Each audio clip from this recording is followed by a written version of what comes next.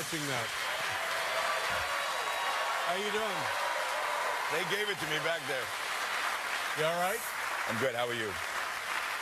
You have to. What is today? Thursday? Do you have to be in the theater? I do, right after this. Right. And how do you feel now? How many shows have you done of Mice and Men? I think we're coming up on 60, like including previews. So you're probably feeling pretty confident, pretty routine about the performances now? Yeah, I am feeling confident about it. I mean, I guess we'll go through phases, you know. Right now, I'm still excited. It's still like a new thing for me because there's a live audience, right, which is one of the big differences between film and theater. I'm sure, like, I don't know, performance 150, maybe it'll feel a little different, but I'm so happy I did. Are you surprised at how different each night is? The energy is different from night to night to night? I mean, it is different. You can tell, like, oh, that's a strong audience. They're with us. Or, you know, sometimes at matinees, they'll bring in, I'm happy that they do, but they'll bring in, like, student groups, and you can tell, like, oh, they're... No, I love that the students come and watch, and they're, you know, they're very engaged, but they laugh at strange moments. Sure. Or, there's a scene, I won't give it away, but no spoilers, but somebody dies, and I'm supposed to walk out slowly and examine the body. It's a very serious moment. And I swear during one of those matinees, somebody went, woo, woo. But like, quiet enough that I wasn't quite sure. And so you want to, like... You can't, though, can you? No, you can't react. That's the thing. That's the discipline of theater. It is the discipline. You just got to keep going. It is the discipline. Yeah, and then also, here's what I heard, that in addition to doing the regular Broadway schedule, which is brutal, it's like 8 shows. Well, I mean, it is brutal, but on a film, you work 12 hours a day. And I know there's downtime on that, but it's still like a long stretch. Here, it's almost like you. It's like I know it's there every night. And it's almost like getting on a ride. You get on, and then before you know it, you're off. Right. This is no ride, my friend. This is the real deal. Well, I'm also not doing it for how many decades? But then you fly to California and you're teaching a class in dramatic arts. Do I have that right? I'm teaching 3 classes. But so you fly to the West Coast? I do fly to the West Coast once a week. I teach 2 classes at UCLA and 1 at USC. And then you fly back? Yeah. That's crazy. It's not. It's actually, no, it sounds like it would deplete me, but it actually, I don't know, fills me up or whatever, because, you know, when you're in the entertainment industry, when you start off, you have to work so hard just to make it. And inevitably, you spend a lot of energy just working on yourself, and just because you have to. Sure. And then when I got to a certain point where I thought, you know, I'd done enough that I was really happy and proud of enough things that I, you know, would be proud of all my life, that it was time to kind of give back. So when I go and teach, it gives me a little relief for myself. Good for you. We'll be right back with James Franco, ladies and gentlemen.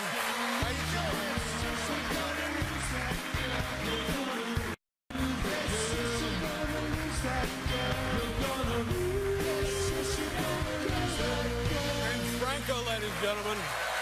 Well,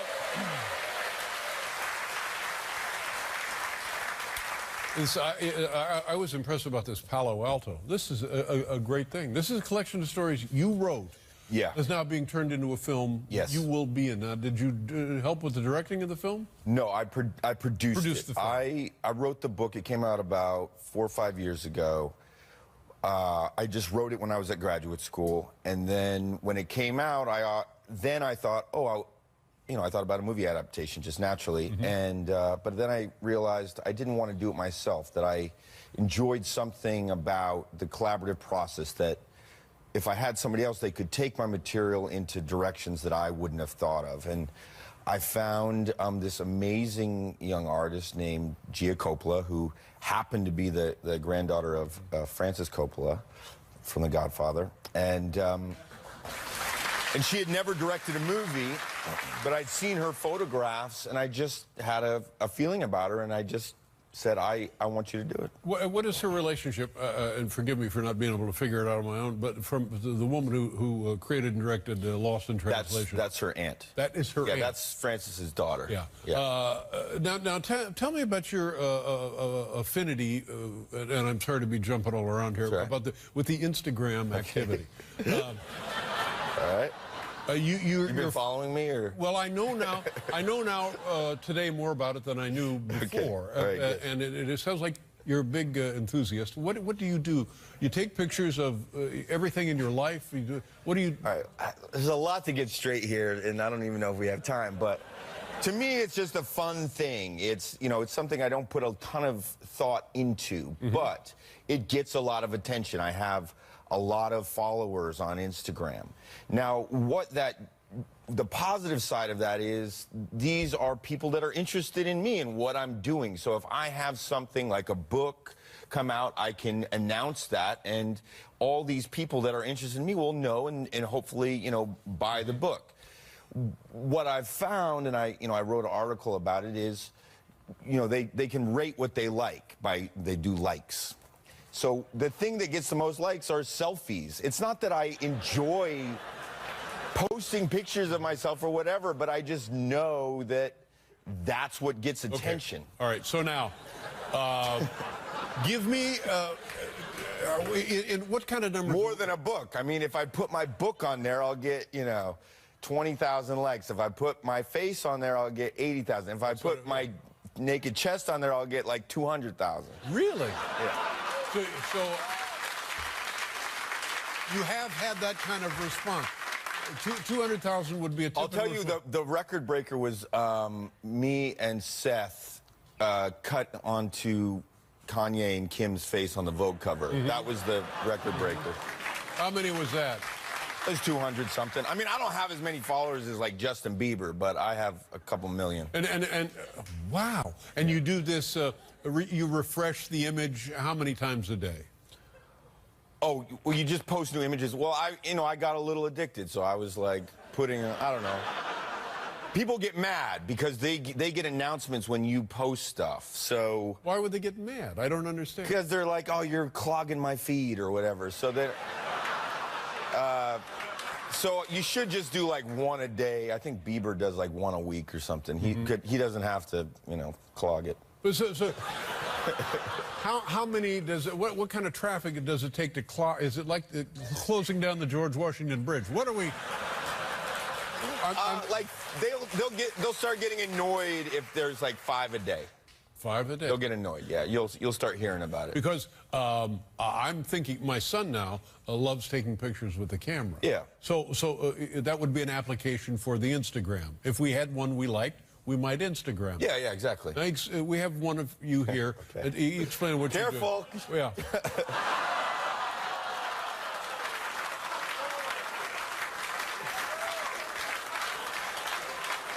All right. James. Awful. James, why? Honest to God, why? I mean, all right. Now there's a lot to say about that. First of all, let me just say, there's not a person in this room who hasn't had their hand in their own pants. Exactly. That's number one. That's number one. You just showed Doogie Howser. He was showing more than I did.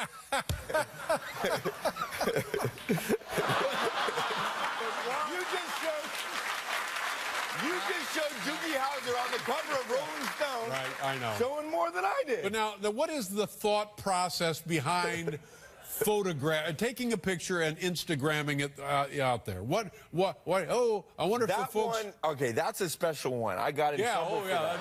That's for Mother's Day. That's what it is. I got in trouble for that one, and I took it down. People didn't like it, and I still don't know why, because I haven't read the responses, but my guess is that I look so scary in it. I look like, it's like the Geraldo Rivera, I think, did one similar to that, and it's really spooky. But, why is that any worse than what Doogie Howser's doing, or David Beckham on the billboard, showing his bulge up on a billboard? Like, why? And it's like context and it's attitude.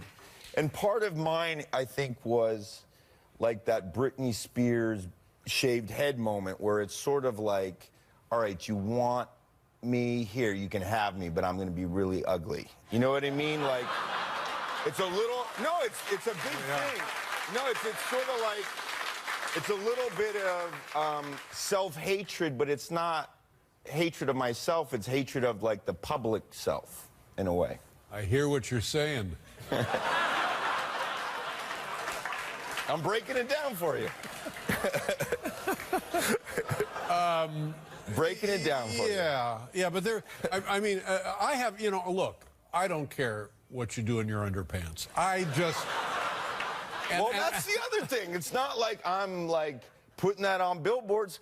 Ostensibly, Instagram is for my fans, but, you know, now all the bloggers are following me on there, so they'll just take it and use my images for whatever they want. Right, but you will be the first to admit, looking objectively, it's provocative. Here's a guy... I didn't ask you to look at it. I just... it's what the people want. Why is it my fault? How did this become... Why is it my fault now? I had nothing to do with this. If you don't want to see it, don't follow me. Don't follow me on Instagram. Let's talk about the Palo Alto, the movie. So, some of these stories, autobiographical, some of them combinations of stories of other biographies, kids you knew, stories that could have happened, maybe didn't happen, but it's a collection of essays about adolescent life in Northern California. Yes, yes. I grew up in Palo Alto in the mid-'90s, and yeah, like any fiction writer, you know, I used some stuff from reality, made up some stuff, recontextualized it, and some of it's pretty dark, but the idea was to not do a kind of a social expose of what it's like to live in Palo Alto as much as give an impression of how intense it can feel to be a young person and coming of age. And well, I'm sure this has universal appeal. Yeah, I mean, I think young people are young people, regardless of where they're growing up. Exactly. Let's take a look at a clip here from Palo Alto. It opens tomorrow in New York and Los Angeles. Palo Alto. Let me, what is the context contextualize that real quick. There's a dark storyline in the movie where a teacher has a relationship with a student that is very, very loosely based on something I heard about happening, and so I put it in the book just because I thought it was important to talk about. And since I did, you know, a lot of people have come up to me and said, "Oh, that's something like that happened in my school," or in a few sad cases, something like that happened to me. And so it was important for me to tell about it. Then Gia, I didn't intend to be in the movie, but Gia, the director, asked me to play that part. It wasn't a part I was dying to play, but I wanted to support the movie and help the movie, so I did it. Now, you brush up against another question regarding the underpants photo. That's all we really should be talking about, is this. Of course. So you fly out to teach these classes at UCLA. Yes. And is it, hey, there's our professor,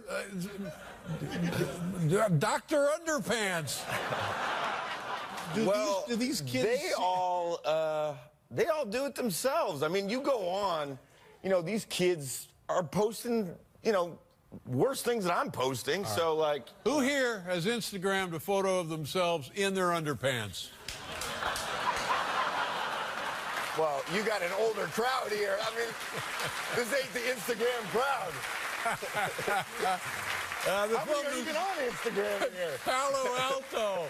You can see it beginning tomorrow in New York and L.A., and then it goes all across the country. Good to see you again, James. Great to see you. Thank you for being here. James Franco, ladies and gentlemen.